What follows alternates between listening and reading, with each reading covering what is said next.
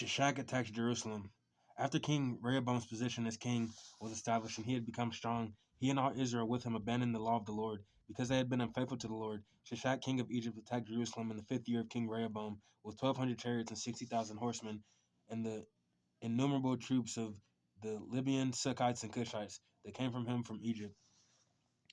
He captured fortified cities of Judah and came as far as Jerusalem. Then the prophet of Shemiah came to Rehoboam and to the leaders of Judah who had assembled in Jerusalem for the fear of Shishak, and he said to him, "This is what the Lord says: You have abandoned me, therefore I now abandon you to Shishak." The leaders of Israel and the king humbled themselves and said, "The Lord is just." When the Lord saw that they humbled themselves, this word of the Lord came to Shemaiah: "Since they have humbled themselves, I will not destroy them, but will soon give them deliverance. My wrath will not be poured out on Jerusalem through Shishak. They will, however, become subject to him, so that they may learn the difference between serving me and serving the kings of other lands." Then Shishak, king of Egypt, attacked Jerusalem. He carried off the treasures of the temple of the Lord and the treasures of the royal palace. He took everything, including the gold shields Solomon had made. So King Rehoboam made the bronze shields to replace them and assigned these to the commanders of the guard on the duty at the entrance to the royal palace. Whenever the king went to the Lord's temple, the guards went with him, bearing the shields, and afterward they returned them to the guard room. Because Rehoboam humbled himself, the Lord's anger turned from him, and he was not totally destroyed. Indeed, there was some good in Judah. King Rehoboam established himself firmly in Jerusalem and continued as king. He was 41 years old when he became king, and he reigned 17 years in Jerusalem, the city of the Lord had chosen out of all the tribes of Israel in which to put his name. His mother's name was Naamah. She was an Ammonite. He did evil because he had not set his heart on seeking the Lord. As for the events of Rehoboam's reign from the beginning to end, are they not written in the records of Shemiah the prophet, of Iddo, the seer, dealing with genealogies? There was continual warfare between Rehoboam and Jeroboam. Rehoboam rested with his ancestors and was buried in the city of David, and Abijah his son succeeded him as king. Abijah, king of Judah. In the 18th year of the reign of Jeroboam, Abijah became king of Judah and reigned in Jerusalem 3 years. His mother's name was Maacah, a daughter of Uriah of Gibeah. There was war between Abijah and Jeroboam. Abijah went into the battle with the army of 400,000 able fighting men, and Jeroboam drew up a battle line against him with 800,000 able troops. Abijah stood on Mount Zemaraim in the hill country of Ephraim and said, "Jeroboam and all Israel, listen to me. Don't you know that the Lord, the God of Israel, has given the kingship of Israel to David and his descendants forever by a covenant of salt?" Yet Jeroboam, son of Nebat, an official of Solomon, son of David, rebelled against his master. Some worthless scoundrels gathered around him and opposed Rehoboam, son of Solomon, when he was young and indecisive and not strong enough to resist them. And now you plan to resist the kingdom of the Lord, which is in the hands of David's descendants. You are indeed a vast army, and with you have golden calves Jeroboam made for you to be your gods. But you didn't drive out the priests of the Lord, the sons of Aaron and the Levites, and make priests of your own as the peoples of other lands do. Whoever comes to consecrate themselves with a young bull and 7 rams may become a priest of what are not gods. As for us, the Lord our God, and we have not forsaken him. The priests who serve the Lord are sons of Aaron, and the Levites assist them. Every morning and evening they present burnt offerings and fragrant incense to the Lord. They set up bread on their ceremonially clean table and light the lamps on the gold lampstands every evening. We are observing the requirements of the Lord our God, but you have forsaken him. God is with us. He is our leader.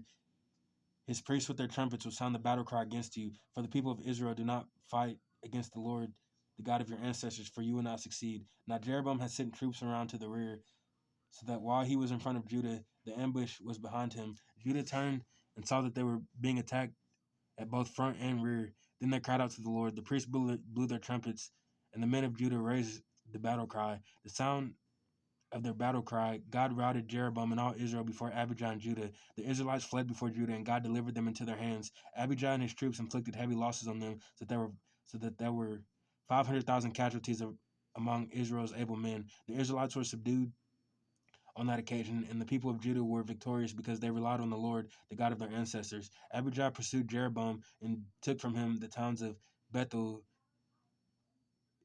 Jeshanah, and Ephron with their surrounding villages. Jeroboam did not regain power during the time of Abijah, and the Lord struck him down and he died. But Abijah grew in strength. He married 14 wives and had 22 sons and 16 daughters. The other events of Abijah's reign and what he did and what he said are written in the annotations of the prophet Iddo. Abijah rested with his ancestors and was buried in the city of David. Asa his son succeeded him as king, and in his days the country was at peace for 10 years.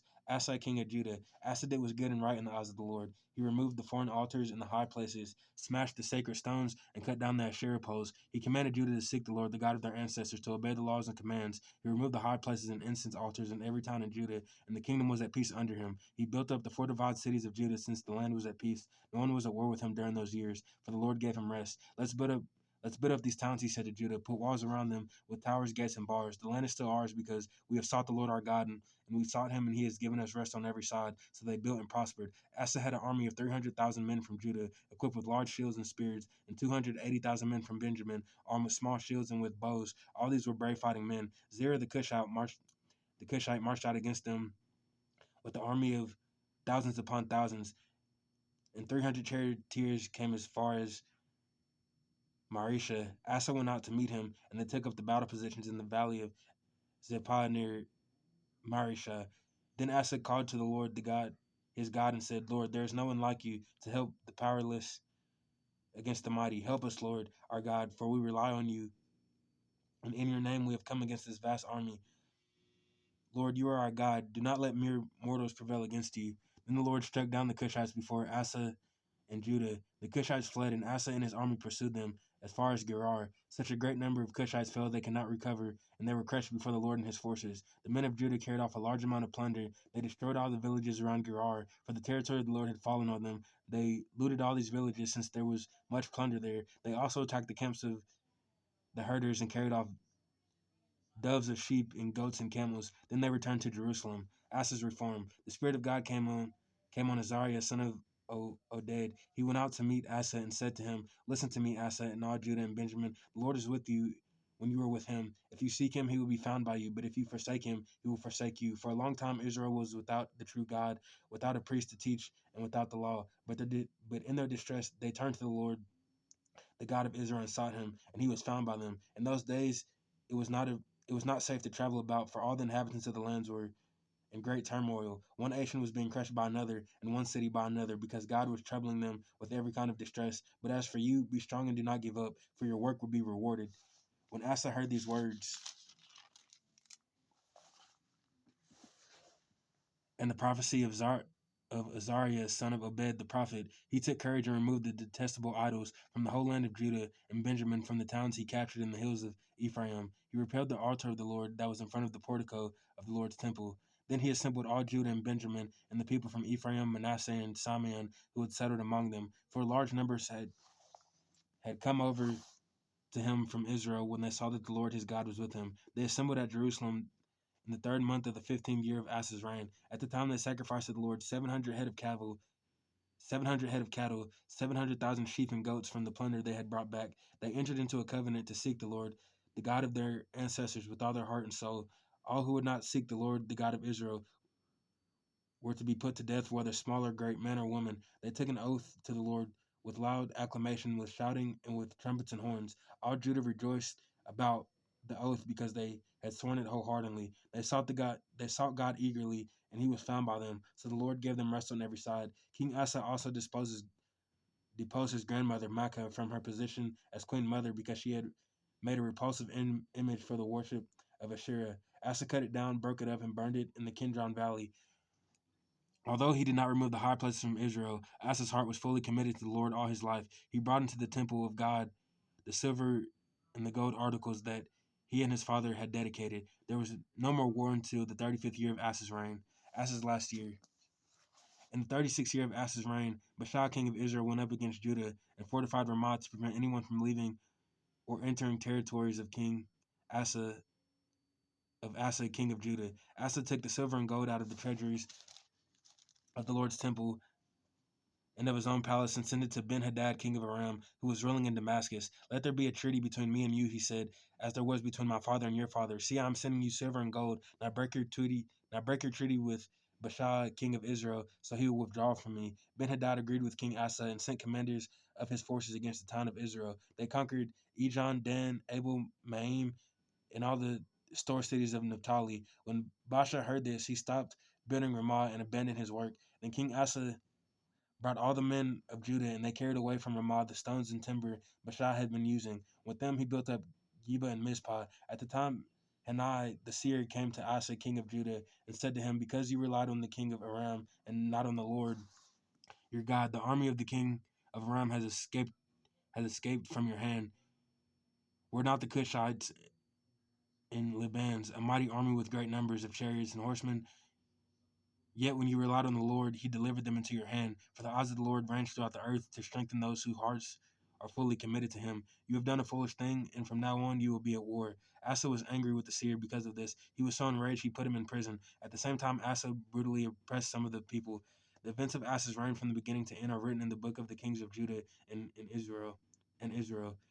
In the 39th year of his reign, Asa was afflicted with a disease in his feet. Though his disease was severe, even in his illness, he did not seek help from the Lord, but only from the physicians. Then, in the 41st year of his reign, Asa died and rested with his ancestors. They buried him in the tomb that he had cut out for himself in the city of David. They laid him on a bier covered with spices and various blended perfumes, and they made a huge fire in his honor.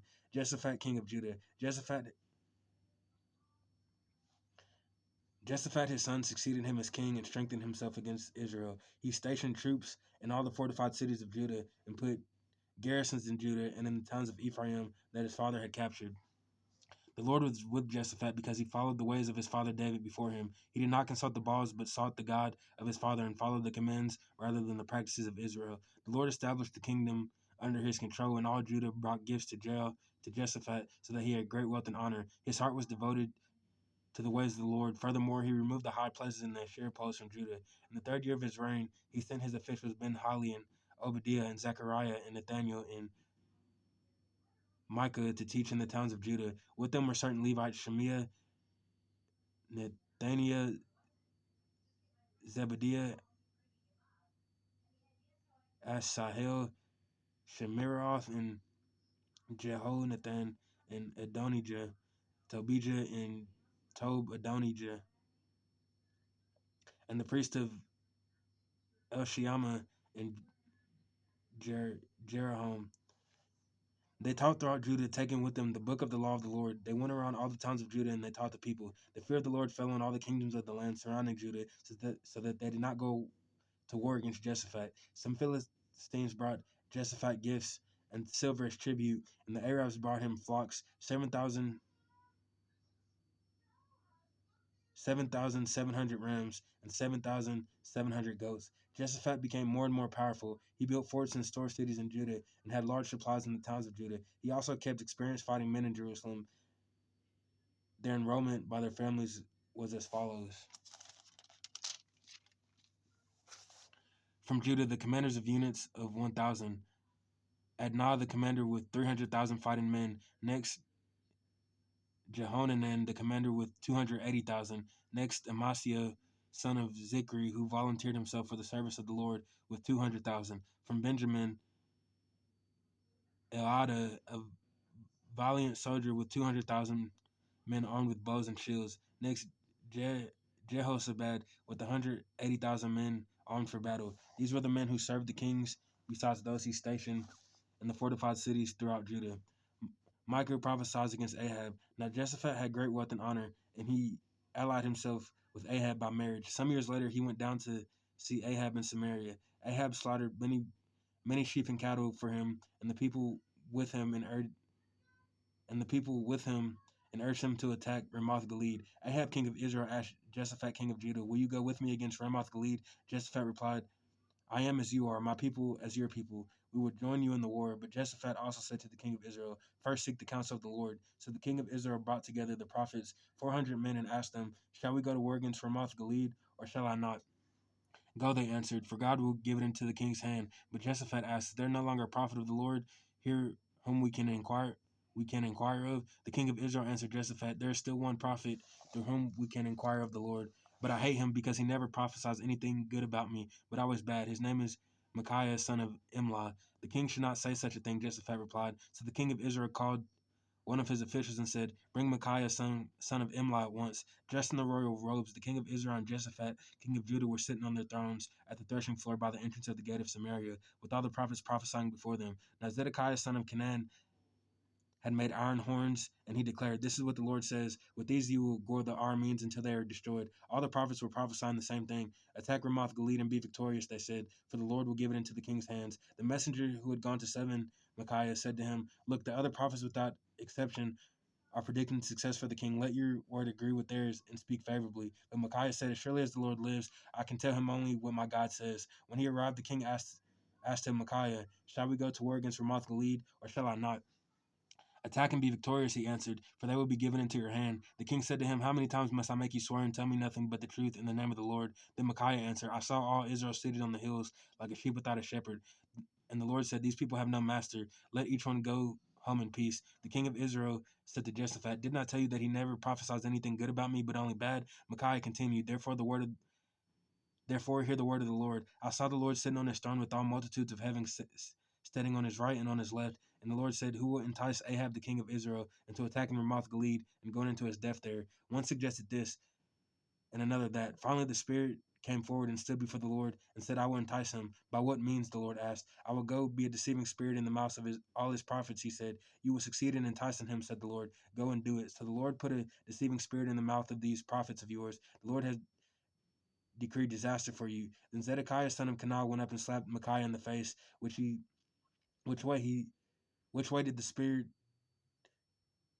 from the Lord go when he went for me to speak to you?" he asked. Micaiah replied, "You will find out on the day you go and hide in the inner room." The king of Israel then ordered, "Take Micaiah and send him back to Amon, the ruler of the city, and Joash the king's son, and say, This is what the king says: Put this fellow in prison and give him nothing but bread and water till I return safely." Micaiah declared, "If you ever return safely, the Lord has not spoken through me." Then he added, "Mark my words, all you people. Ahab killed at Ramoth Gilead." So the king of Israel and Jehoshaphat, king of Judah, went up to Ramoth Gilead. The king of Israel said to Jehoshaphat, "I will enter the battle in disguise, but you wear your royal robes." So the king of Israel disguised himself and went into battle. Now the king of Aram had ordered his chariot commanders, "Do not fight with anyone, small or great, except the king of Israel." When the chariot commanders saw Jehoshaphat, they thought, "This is the king of Israel." So they turned to attack him, but Jehoshaphat cried out, and the Lord helped him. God drew them away from him, for when he saw the chariot commanders, for when the chariot commander saw that he was not the king of Israel, they stopped pursuing him. But someone drew his bow at random and hit the king of Israel between the breastplate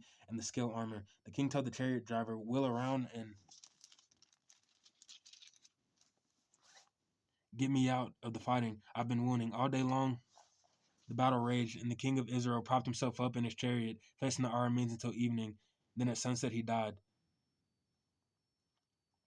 When Jehoshaphat, king of Judah, returned safely to his palace in Jerusalem, Jehu the seer, son of Hanani, went out to meet him and said to the king, "Should you help the wicked and love those who hate the Lord? Because of this, the wrath of the Lord is on you. There is, however, some good in you, for you have rid the land of Asherah poles, and you have set your heart on seeking God." Jehoshaphat appoints judges. Jehoshaphat lived in Jerusalem, and he went out again among the people of Beersheba to the hill country of Ephraim and turned them back to the Lord, the God of their ancestors. He appointed judges in the land in each of the fortified cities of Judah. He told them, "Consider carefully what you do, because you are not judging for mere mortals, but for the Lord, who is with you. Whenever you give a verdict, now let the fear of the Lord be with you. Judge carefully, for with the Lord our God has no injustice or partiality or bribery." In Jerusalem also, Jehoshaphat appointed some of the Levite Levites, priests, and heads of Israel families to administer the law of the Lord and settle disputes, and they lived in Jerusalem. He gave them these orders: "You must serve faithfully and wholeheartedly in the fear of the Lord. In every case that comes before you from your people who live in the cities, whether bloodshed or other concerns of the law commands, decrees, or regulations, you are to warn them not to sin against the Lord, otherwise his wrath will come on you and your people. Do this, and you will not sin. Amariah, the chief priest, will be over you in any matter concerning the Lord. Zebediah, son of Ishmael, the leader of the tribe of Judah, will be over you in any matter concerning the king, and the Levites will serve as officials before you. Act with courage, and may the Lord be with those who do well."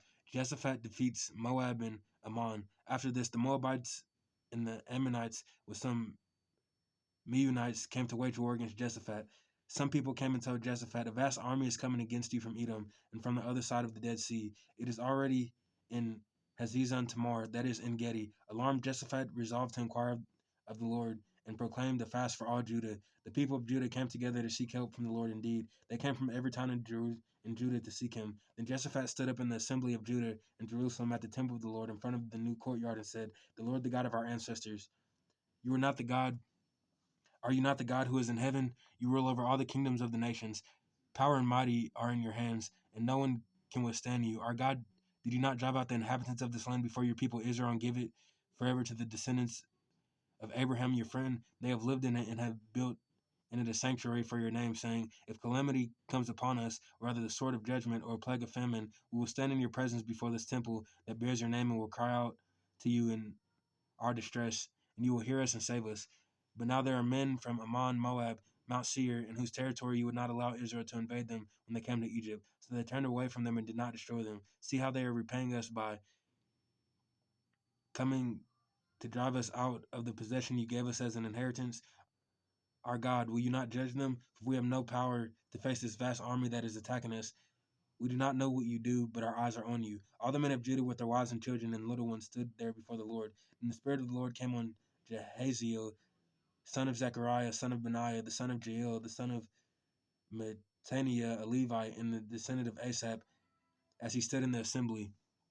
He said, listen, King Jehoshaphat, and all who live in Judah and Jerusalem, this is what the Lord says to you. Do not be afraid or discouraged because of this vast army, for your battle is not yours but God's. Tomorrow march down against them. They will be climbing up the pass of Ziz, and you will find them at the end of the gorge in the desert of Jeril. You will not have to fight this battle. Take up your position, stand firm, and see the deliverance the Lord will give you.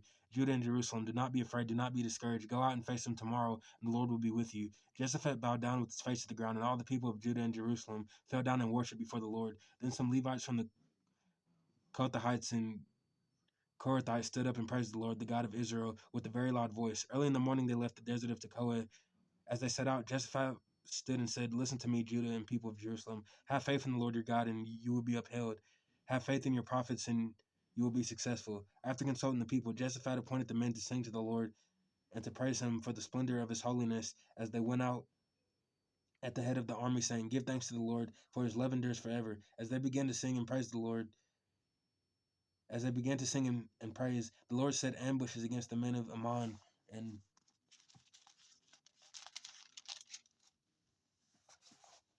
Moab and Mount Seir, who were invading Judah, and they were defeated. The Ammonites and Moabites rose up against the men from Mount Seir to destroy and annihilate them. After they finished slaughtering the men from Seir, they helped destroy one another. When the men of Judah came to the place that overlooks the desert and looked toward the vast army, they saw only dead bodies lying on the ground. No one had escaped. So Jehoshaphat and his men went to carry off their plunder, and they found among them a great amount of equipment and clothing, and also articles of value, more than they can take away. There was so much plunder that it took 3 days to collect it. On the fourth day, they assembled in the valley of Berakah, where they praised the Lord. This is why it is called the valley of Becherah to this day. Then, led by Jehoshaphat, all the men of Judah and Jerusalem returned joyfully to Jerusalem, for the Lord had given them to cause to rejoice over their enemies. They entered Jerusalem and went to the temple of the Lord with harps, lyres, and trumpets. The fear of God came all the surrounding kingdoms when they heard the Lord and fought against the enemies of Israel. And the kingdom of Jehoshaphat was at peace, for his God had given him rest on every side. The end of Jehoshaphat's reign. So Jehoshaphat reigned over Judah. He was 35 years old when he became king of Judah and reigned in Jerusalem 25 years. His mother's name was Azubah from Shuhi. He followed the ways of his father Asa and did not stray from them. He did what was right in the eyes of the Lord. The high places, however, were not removed, and the people still had not set their hearts on the God of their ancestors. The other events of Jehoshaphat's reign from beginning to end are written in the annals of Jehu, son of Hananiah, which are recorded in the book of the kings of Israel. Later, Jehoshaphat, king of Judah, made an alliance with Ahaziah, king of Israel, whose ways were wicked. He agreed with him to construct a fleet of trading ships. After these were built at Ezon Geber, Eliezer of Dodavahu of Marsha prophesied against Jehoshaphat, saying, because you have made alliance with Ahaziah, the Lord will destroy what you have made. The ships were wrecked and were not able to set sail to trade. Then Jehoshaphat rested with his ancestors and was buried in the city of David, and Jeroboam succeeded him as king. Jeroboam's brothers, the sons of Jehoshaphat, were Azariah, Jehiel, Zechariah, and Azarihu, Michael, and Shephatiah. All these were sons of Jehoshaphat, king of Israel. Their father had given many gifts of silver and gold and articles of value, as well as the fortified cities in Judah, but he had given the kingdom to Jeroboam because he was his firstborn. Jeroboam, king of Judah. When Jeroboam established himself firmly over his father's kingdom, he put all his brothers to the sword along with some of the officials of Israel. Jeroboam was 32 years old when he became king, and he reigned in Jerusalem 8 years. He followed the ways of the king of Israel, as the house of Ahab had done. For he married a daughter of Ahab. He did evil in the eyes of the Lord. Nevertheless, because of the covenant the Lord had made with David, the Lord was not willing to destroy the house of David. He had promised to maintain a lamp for him and his descendants forever. In the time of Jeroboam, Edom rebelled against Judah and set up its own king. So Jeroboam went there with his officers and all his chariots. The Edomites surrounded him and his chariot commanders, but he rose up and broke through by night. To this day, Edom has been in rebellion against Judah. Libnah revolted at the same time because Jeroboam had forsaken the Lord, the God of his ancestors. He also built high places on the hills of Judah, and had caused the people of Jerusalem to prostitute themselves and had led Judah astray. Jeroboam received a letter from Elijah the prophet, which said, "This is what the Lord, the God of your father David, says: You have not followed the ways of your father Jehoshaphat or King Asa,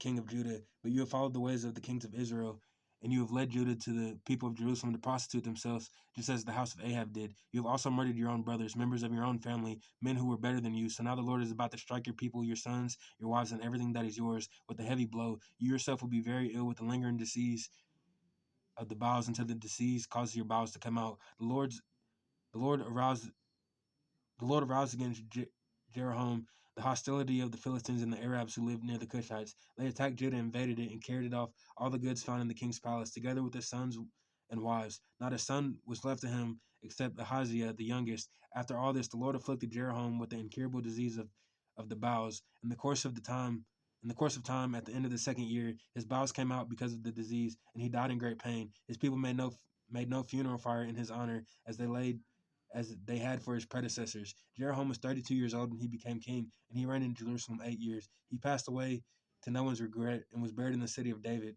but not in the tombs of the kings. Ahaziah, king of Judah.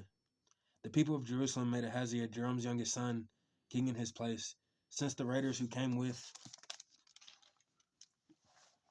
the Arabs into the camp had killed all the older sons, so Ahaziah, son of Jeroboam, king of Judah, began to reign. Ahaziah was 22 years old when he became king, and he reigned in Jerusalem 1 year. His mother's name was Athaliah, granddaughter of Omri. He too followed the ways of the house of Ahab, for his mother encouraged him to act wickedly. He did evil in the eyes of the Lord, as the house of Ahab had done. For after his father's death, they became his advisors to his undoing. He also followed their counsel when he went with Jeroboam, son of Ahab, king of Israel, to wage war against Hazael, king of Aram, at Ramoth Gilead. The Arameans wounded Jeroboam, so he returned to Jezreel to recover from the wounds they had inflicted on him at Ramoth in his battle with Hazael, king of Aram. Then Ahaziah, son of Jeroboam, king of Judah, went down to Jezreel to see Jeroboam, son of Ahab, because he had been wounded. Although Ahaziah's visit to Jeroboam, God brought about Ahaziah's downfall. When Ahaziah arrived, he went out with Jeroboam to meet Jehu, son of Nimshi, whom the Lord anointed to destroy the house of Ahab. While Jehu was executing judgment on the house of Ahab, he found the officials of Judah and the sons of Ahaziah's relatives who had been attending Ahaziah, and he killed them. He then went to search of Ahaziah, and his men captured him while he was hiding in Samaria. And put to He was brought to Jehu and put to death. They buried him, for he said, he was the son of Jehoshaphat, who sought the Lord with all his heart. There was no one in the house of Ahaziah powerful enough to return the kingdom.